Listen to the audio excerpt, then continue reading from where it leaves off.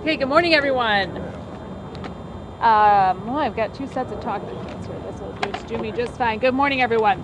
Thank you for taking some time here to talk about our winter plan. I think, as we all know, after last winter, it was clear that we needed to have a better plan in place, and one that was clear, direct, and transparent, communicative with the public. So we all know, while it's actually fairly nice out here this morning, it's going to be winter very soon here. So our winter planning effort really, while we're here to talk about it today, really didn't begin today. It's been in the works for several months now. Colonel Ben Johnson, who has taken over as Director of Operations for the City of St. Louis, will go over our plan in detail. He's led the effort on this in collaboration, coordination, and with the leadership of our streets department here. And I'll let him go into detail, but broadly speaking, our winter planning effort includes these 4 beautiful new trucks behind me that have both plows and salt distribution associated with them. Is this okay, Jason? So we've got these 4 new beautiful trucks behind us that are going to be able to kind of get us down some of the smaller side streets. We've got an overcall of our on-call system to activate snow removal crews, and we've also got a pay increase, an incentive program to get our drivers out and really activated. We've also increased our salt capacity. And so we're doing several things on several fronts to really make sure that we are really compensating those folks well who do the hard work of actually doing the snow and ice removal during some really, really difficult circumstances. We're really putting forward a plan, and we are committing to communicating with you all as we move forward, as the winter months are upon us, what we're actually going to be doing. Delivering high quality services is a priority for this administration, for me as mayor, and for our crews. I think it's been very clear that our street department has been an active partner in this under interim director Kent Flake, and all of our city staff are really activated and really committed to delivering safer, clearer streets for our community this winter. I'm so sorry. This is just having some problems. Oh, look at that. It works for a short period. It's going to fall again, isn't it? So again, Colonel Ben Johnson, our Chief Operating Officer, I'd like to turn it over to him. He's done an excellent job really leading this effort, and he can go into greater details about the plan. Thank you, Mayor. And thank you, Mayor Spencer, also for being directly involved in the planning effort. You know, my direction from Mayor Spencer coming in to this position has been to bring improved structure, improved tech, improved transparency as we work in enhancing our city services across the board. And that certainly includes effective snow operations this winter. So with planning, we are going into this winter season prepared. And I'll just say I relied on my military planning background. That's really the lens that I approach this work with, working closely with our interim director of streets, Kent Flake, and his team and others to really harness the lessons from last January and bake those into our plan and our updates going forward for this season. So we're now communicating that plan with our hardworking crews and with the public, as we're doing here today, so that we are all prepared.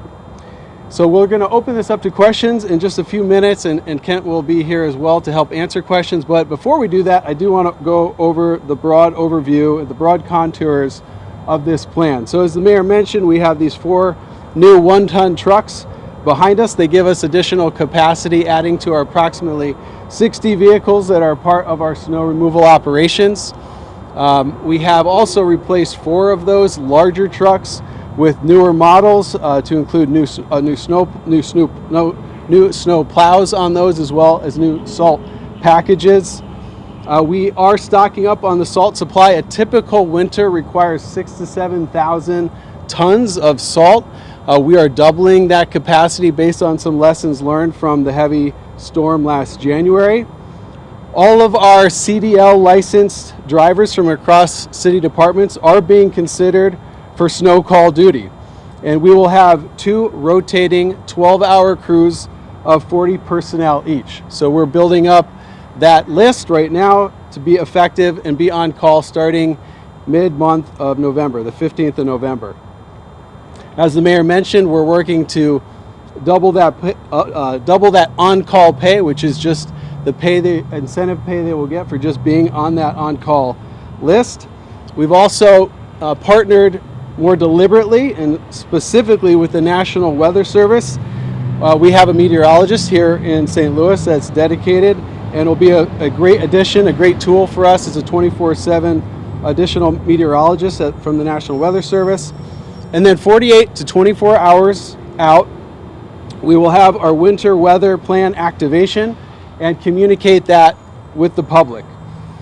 We'll maintain that active communication with residents through our city social media with our news network partners here. And then there'll be a link on our main city webpage that we'll use as our centralized communication node to keep all of our updates current and posted throughout the snowfall. 12 hours prior to the snow event is when our pre-treatment happens. That remains a critical part of our snow plan, and that will go on all of our snow routes. Speaking of our snow routes, just as a reminder, this is not a change, but just to be clear about how we define these. We have 3 types of snow routes. We have our arterial routes, which are our main thoroughfares, essential for citywide traffic. We have secondary routes that are our major connecting roads. And then we have our hill routes. They're defined with a grade of 8 degrees. And then we work on those routes once the arterial and secondary routes are completed. Those are all snow routes. One key lesson that I'm guessing we'll hear about in the Q&A here is about side streets. Now, one of the key lessons learned from last January's was what we refer to as windrows, which is where the snow piles stack up at the intersection of some of those arterial and secondary routes. And so we have a specific strategy designed to actually go sweep through those and clear those out so that the cars can exit from the side streets onto our snow routes from your neighborhoods. Importantly, we'll have a contingency contract in place so that if we do exceed our impressive capacities that we have here as a city, that we can activate that for additional support to clear those snow routes and additional requirements. And then this year we're also going to pilot a salt bank on a limited scale, cooperating with our Board of Aldermen to work with some community groups to access some of that salt for specific areas, and that'll be located here. And then we also added to our snow route planning some of the additional roads around our schools, and that includes our public schools as well as our charter and private schools. So those are all some of the key updates in the broad contours of the plan, and we look forward to answering your questions. Thank you. One of the issues last year with Street Director Attorney Williams in the letter that she addressed to the Board of Aldermen was lack of communication from the employees out on the streets to her about which streets were and were not plowed. Has anything changed communication-wise to prevent a lapse like that again this year? Yes, but I'll let Kent specifically talk to that. Yes, I believe it's very collaborative between the mayor's office, between street department, between the employees. There was a breakdown in that system last year. I know many of you that are here, I kind of love the press. I like to talk to everybody here as often as possible because you guys need to know what's going on. If you guys don't know, then the citizen doesn't know. You guys spread that word for us. And it's hard for me to reach out and tell 200,000 citizens that this is what we're doing. So the big deal is communicate. With that, with this administration, we're in constant communication every day, and I don't see that being an issue at all in the middle of a winter storm. Mayor Spencer, can you just talk about what's your message to residents this year headed to the winter months? My message to residents this winter is that we have been planning for months. We've got a great plan. We are ready for winter, and we are ready to deliver safer, cleaner streets this year. And we are prepared to be communicative, more communicative. I mean, to the question earlier about, are we going to see that breakdown? I mean, I think it was clear to all residents, even visitors of the city last year, that we were experiencing major issues with the snow removal. If there's an unprecedented storm and we're unable to get to some of this stuff, our administration is committed to communicating about those things. We're committed to doing better, and we're committed to communicating when we're unable to meet the full needs. I mean, there could be potentially issues, where we have just an unprecedented amount of winter weather. But the key here is that we are prepared. We have a plan, we have a protocol, and we are communicating that with the public. We're working with our street department employees to better incentivize and reward the workers who we rely on, who do that hard work, who are coming out and clearing our streets. We have more of the tools in place, including these beautiful trucks behind me, more salt, and community partners like the Board of Aldermen and the community organizations that are willing to help us not only do that snow removal, but communicate to us where the need is within the community. Are there more than just these 4 trucks, and will these 4 trucks be enough to meet the need? These are those 4 new trucks. Colonel Johnson talked a little bit about the fleet. Yeah, if you just look directly behind you, you get a sense of where some of those other 60 or so. The small ones. Okay. Like the small, that was part of the problem, I guess, last year. These were too big to go on the smaller streets. We do have Is it just these pickup 4? size trucks, but can you comment on kind of various sizes? Yep. So we have about 40, 50, well, about 60 operationally, about 45 of the big trucks. So we got these 4 behind me. Streets has another 2 more similar to these. And what we've done in the past is reach out to our forestry and parks partners that have about another dozen. By the time you add 12 plus 6 more, it's about 18 if they're all working. But that would make a substantial dent in doing side streets. So, I just want to clear with regards to the side streets. We are not committing to being able to clear all the side streets in the city of St. Louis. That's not our commitment here today. But we are also not ruling out side streets. We are preparing to be able to do those. We are going to be relying on and working with the judgment of our street department on a case-by-case basis on how we're able to do that work. Again, as the Colonel pointed out, we're going to be focusing on our arterial and our secondary streets, as well as our hill routes. Those are the most utilized and the most dangerous with those more than 8% incline, so that we are doing that clearance as a first priority. Once we get that through, and we're looking at how the weather may continue. Last year we did have several weeks of very, very cold weather pile on top of each other. So these will really be a case-by-case basis. And again, we're going to be relying on the judgment of our street director, our street employees, and we're going to be communicating to the public what it is we're doing as we're doing it. I'm personally committing to being out there in inclement weather, checking the streets, working with our community, the Board of Aldermen, the eyes and ears of the community, the media, who often knows when there's issues, to be addressing them as they come. This isn't prescriptive, it is a plan.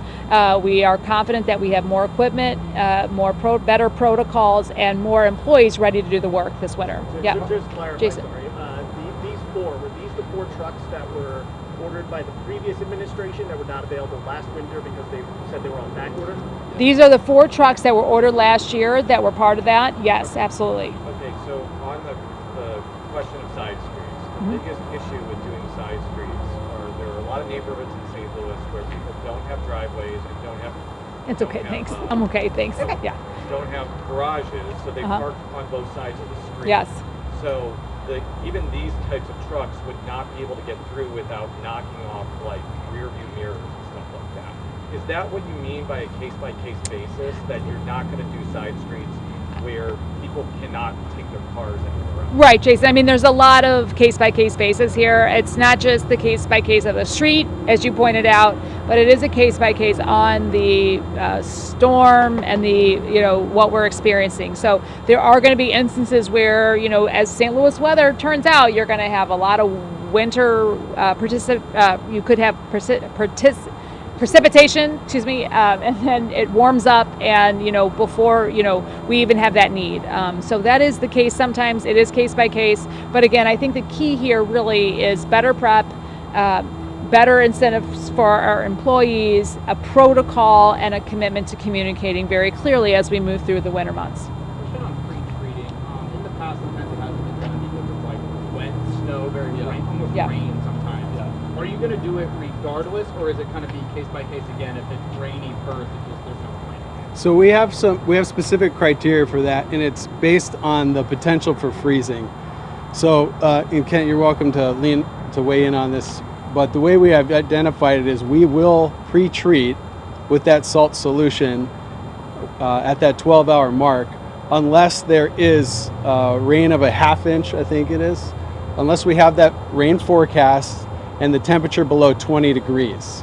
And that's where we have seen like actually doing more harm by the pre-treatment, because you'll end up causing more icing on those streets.